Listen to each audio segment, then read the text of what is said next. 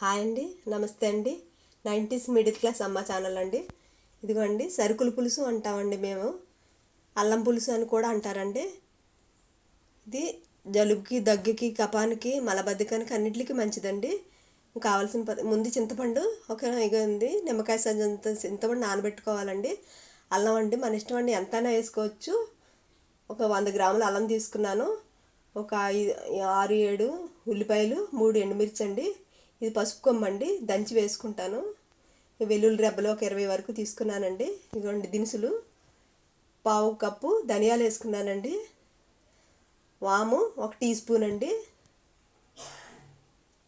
మిరియాలండి 1/2 tea spoon మిరియాలు.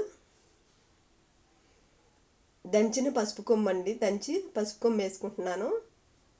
అలాగే ఎండుమిర్చి కూడా ఫ్రై చేసుకున్నాను. అలాగే మెంతులు ఒక 1/2 టీ స్పూన్ మెంతులు కూడా ఫ్రై చేసి వేసుకున్నానండి.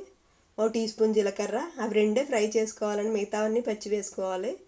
నల్ల జీలకర్ర అండి, 1 టీ స్పూన్ నల్ల జీలకర్ర. ఇది ఎక్కువ వేసుకుంటే వగరు వస్తుందండి. ఇవన్నీ కలిపి మిక్సీ పట్టి ముందు పొడి చేసుకోవాలి.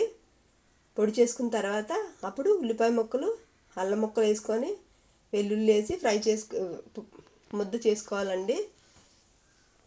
కొద్దిగా నీళ్ళు వేసుకొని ముద్ద చేసుకోవాలి.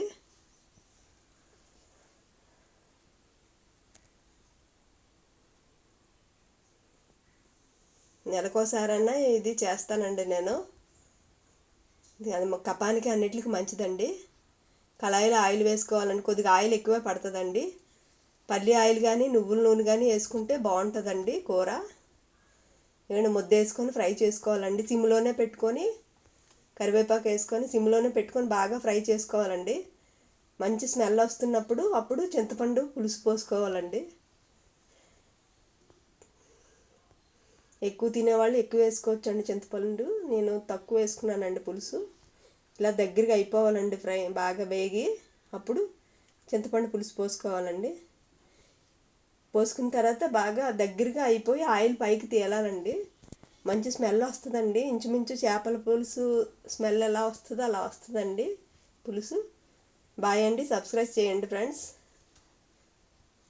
చిన్న బెల్లం ముక్క వేసుకోవాలి.